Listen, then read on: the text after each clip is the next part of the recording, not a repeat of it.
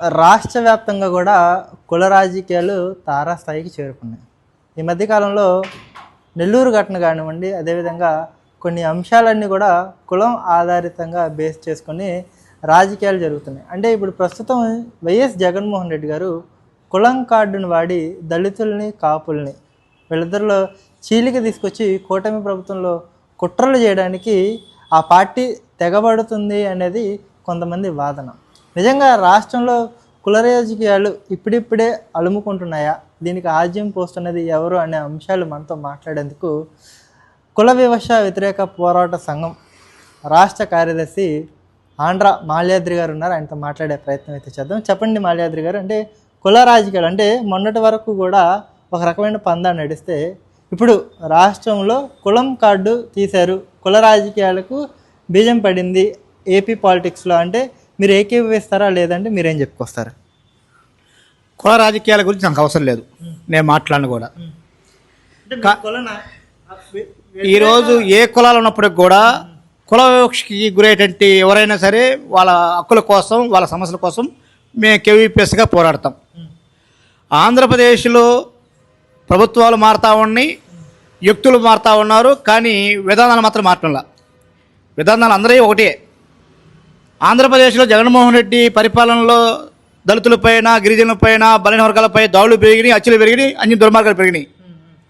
నేడు కూటమి ప్రభుత్వం వచ్చినా కూడా ఇంకా అవి పెరుగుతూ ఉన్నాయి, ఆగట్లా. పవన్ కళ్యాణ్ గారు ఉప ముఖ్యమంత్రి, ఆయన నియోజకవర్గంలో దళితుల్ని సాంఘిక బహిష్కారం చేశారు. రాష్ట్ర హోంశాఖ మార్చులు అనిత గారి నియోజకవర్గంలో దళితుల మీద దొంగతనం నెపం పెట్టి కొట్టి వాళ్ళ మీద కేసులు పెట్టారు.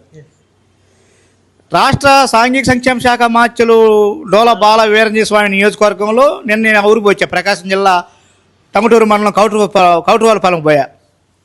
అంబేద్కర్ గారి విగ్రహాన్ని ఆక్రమణ గురి కాకుండా ఉండటం కోసం దళితులు కంచె రోడ్డు అంటే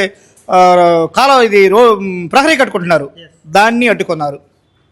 ఏం పెట్టారు? రోడ్డు ఎడల్పు కోసం పెట్టారు. రోడ్డు ఆ పాటికే 12 అడుగుల రోడ్డు, అది వీళ్ళు 40 అడిగారు. 40 అడిగితే విగ్రహం పోద్ది, పక్కన పల్లె పోద్ది. కానీ ఇక్కడ వరకే పెట్టి అగ్ర కులాలు నివసించే ప్రాంతాల జోలికి పోరంట. అంటే ఉద్దేశపూర్వకంగా జరుగుతున్నటువంటి పరిస్థితుంది. సరే పోనీ, అంతకుముందు జగన్మోహన్ రెడ్డి ప్రభుత్వంలో లేవా? జగన్మోహన్ రెడ్డే పెద్ద ముద్దాయి. ఎందుకంటే మేము ప్రత్యేకంగా ఆ రోజు గుర్చేస్తున్నా, వైసీపీ ఎమ్మెల్సీగా ఉన్నటువంటి గంజాయి మాఫియా డాన్ ఆయన ఎమ్మెల్సీ అనంతబాబు తన డ్రైవర్ని సుబ్రహ్మణ్యాన్ని అతి కిరాతకంగా చంపి ఇంటి డోర్లు ఎరువు చేశాడు. ఆయన వేసుకుని తిరిగాడు ఈ పెద్ద మనిషి. కాబట్టి ఎవరు తక్కువ కాదు.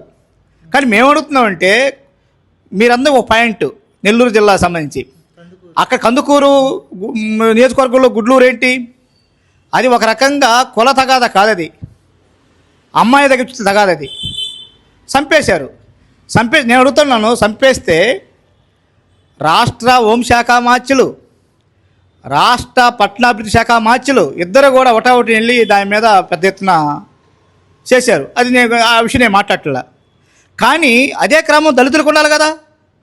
ప్రకాశం జిల్లా సంతోషలపాడు నియోజకవర్గంలో బండ్లమూడి అనే గ్రామంలో మాదిగల్ని పొలాల్లో గొర్రెలు మేపారు కాబట్టి కేసు పెట్టినందుకు మా పైన కేసులు పెడతారని చెప్పి మాదిగలు దుర్మార్గం కొట్టారు.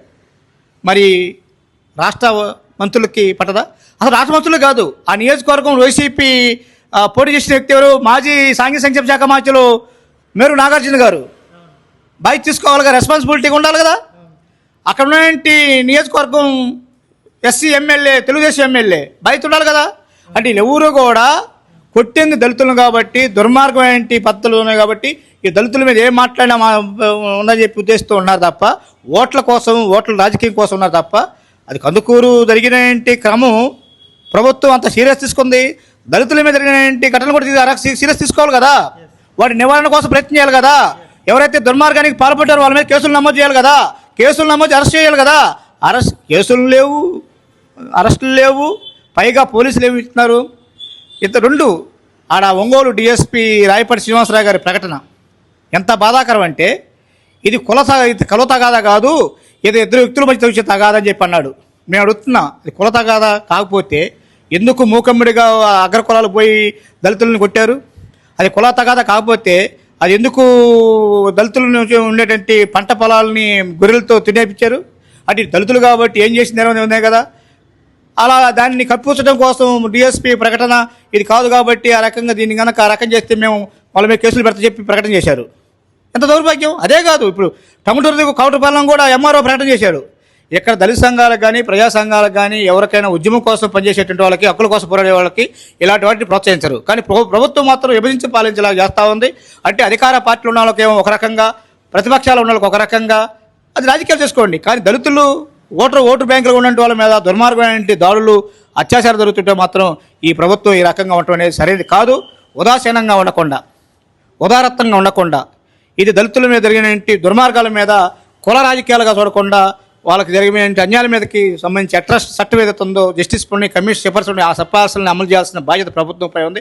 ఆ రకంగా ఆలోచన చేయాలి తప్ప ఇది కుల తగాదాలుగా చూడకుండా దీన్ని ఒక హక్కుల కోసం, హక్కుల్ని ఉల్లంఘించడం కోసం జరిగే దుర్మార్గాలకు వ్యతిరేకంగా ప్రభుత్వం ముందుకు రావాలని చెప్పి మేము కోరుతా ఉన్నాం. అంటే ప్రస్తుతం గత 30 రోజులుగా అంబేద్కర్ ఉద్యానవనం ఏదైతే ఉందో, అంబేద్కర్ పార్క్ ఏదైతే ఉందో, దాన్ని అంటే అక్కడ ఆర్కే సెక్యూరిటీ సర్వీసెస్ అనే ఒక కాంట్రాక్ట్ పద్ధతిలో ఒక సంస్థకి కాంట్రాక్ట్ ఇస్తే సెక్యూరిటీకి జీతాలు ఇచ్చింది, అదేవిధంగా అక్కడ ఎవరైతే మెయింటెనెన్స్ చేస్తున్నారో వాళ్ళకి జీతాలు ఇచ్చింది తప్పితే పారిశుద్ధ్య కార్మికులకి 30 రోజులుగా జీతాలు ఇవ్వకుండా వాళ్ళని అస్తవ్యస్తం చేసి గత 10 నెలలుగా వాళ్ళకి జీతాలు లేకుండా ఇబ్బందిని పెట్టి, ఇరకాటంలో పెట్టి కూటమి ప్రభుత్వం అంబేద్కర్ పట్ల చిత్తశుద్ధి లేకుండా వ్యవహరిస్తుంది. అంబేద్కర్ ఆశయాలకి తూట్లు పొడుస్తుందని చెప్పేసి అక్కడంతా అపరిశుభ్ర వాతావరణం నెలకొల్పారు.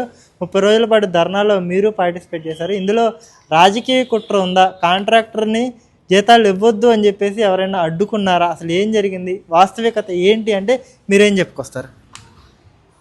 డాక్టర్ బిఆర్ అంబేద్కర్ గారి మహాన్యాయ శిల్పం స్మృతివనం అనేది ఒక రకంగా దేశంలో ఉన్నటువంటి ప్రజలకు ఒక విజయవాడ నగరంలో నిర్వహించడం చాలా మంచిది ఆలోచన. వైసీపీ గవర్నమెంటు 3,324,000 కోట్ల రూపాయలతోటి ఇది బడ్జెట్ ప్రవేశించింది.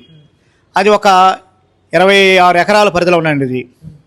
కానీ ఇక్కడ వైసీపీ గవర్నమెంట్ కావచ్చు, ఇప్పుడు నేను కూటమి ప్రభుత్వం కావచ్చు, విగ్రహంగా చూడకూడదు. అది ఒక స్మృతి వనం. అంబేద్కర్ ఐడియాలజీ నేటి ప్రజలకు తెలియజేయడం కోసంగా ఉండాలి, యువతలకు తెలియజేసే ఉండాలి.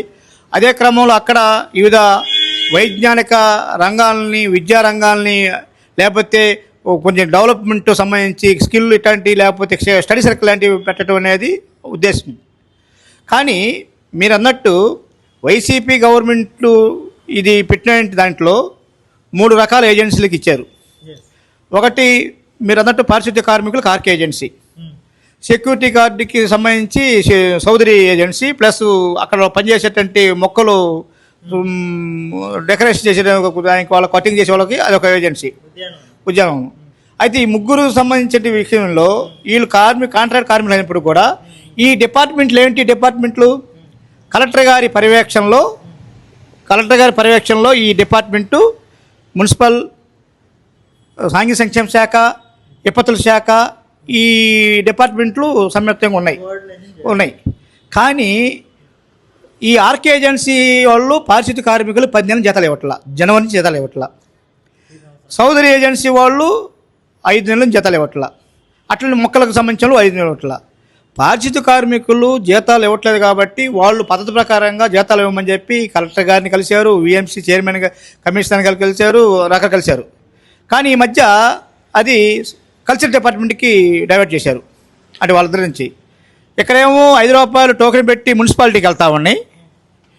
మున్సిపాలిటీకి వెళ్ళే క్రమంలో ఆ నిధులు ఏజెన్సీకి ఇచ్చే దాంట్లో ఇవ్వకపోయి మొత్తం మీద వీళ్ళకి జీతాలు ఇవ్వట్లేదు. అందుకోసంగా సిఐటి, కేవీపీఎస్ అక్టోబర్ 3 నుంచి పెద్ద ఎత్తున ఉద్యమం చేస్తే చివరికి మొన్న 3 రోజుల క్రితంగా కలెక్టర్ గారు జోక్యంతో, అటెండే కల్చర్ డిపార్ట్మెంట్ డైరెక్టర్ గారు, ప్రధాన సెక్రటరీ జోక్యంతో ఇది కొలిక్కొచ్చి 6 నెలలు మాత్రం ఇచ్చారు. ఇంకా 2 నెలలు ఉండాలి. ఇది జీతాల సమస్య. కానీ మేము అడుగుతుంది ఇది ఒక జీతాల సమస్య.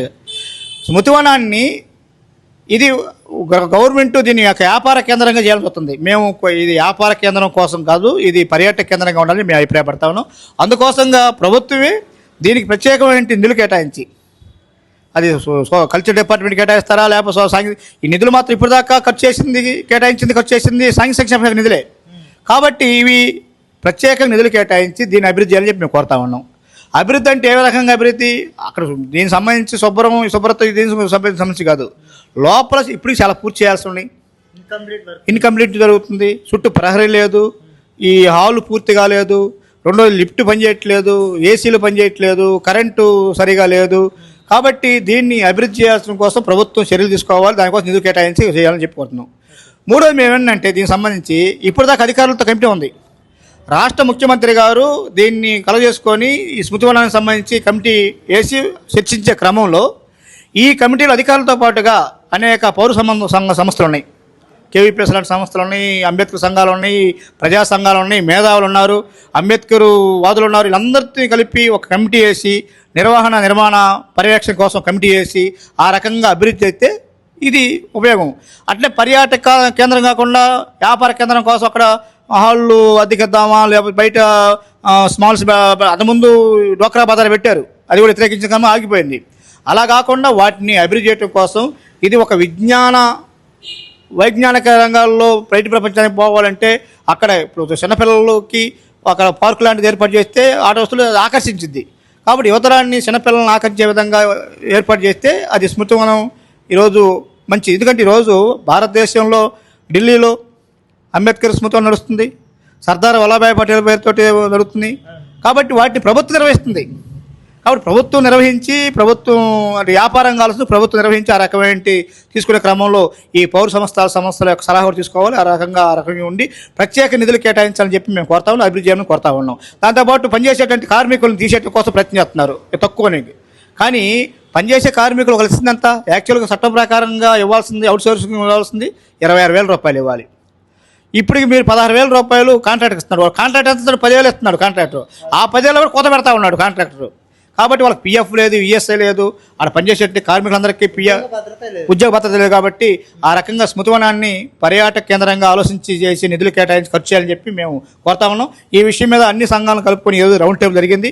ఈ రౌండ్ టేబుల్లో కూడా నిర్ణయం చేసింది ఏంటంటే రేపు 10వ తారీఖున మంత్రివర్గ సమావేశం కాబట్టి దళిత సంఘాలుగా ప్రజా సంఘాలకు వెళ్ళి రాష్ట్ర ముఖ్యమంత్రి గారిని, రాష్ట్ర ఈ సాంఘిక సంక్షేమ శాఖ మార్చులు, అట్లనే సంస్కృతి శాఖ మార్చులు కందులు దుర్గేష్ గారు అందరూ కలిసి ఎవరొద్దామని, లేకపోతే మాత్రం అందరూ ఐక్యంగా ఉండి ఇది అభివృద్ధి కోసంగా మంచి మార్గంలో పట్టడం కోసంగా ఉద్యమం చేయాలని చెప్పి కేవీపీఎస్గా అన్ని దళిత సంఘాలు ప్రజా సంఘాలను కూడా ఈరోజు జరిగిన రౌండ్ టేబుల్ నిర్ణయించింది. ఈ నిర్ణయంలో అందరూ భాగస్వామ్యం కావాలని చెప్పి కోరుతా ఉన్నాం. దీని మీద మీడియా వారు కూడా చాలా సహకరిస్తా ఉన్నారు. సంతోషం. Thank you.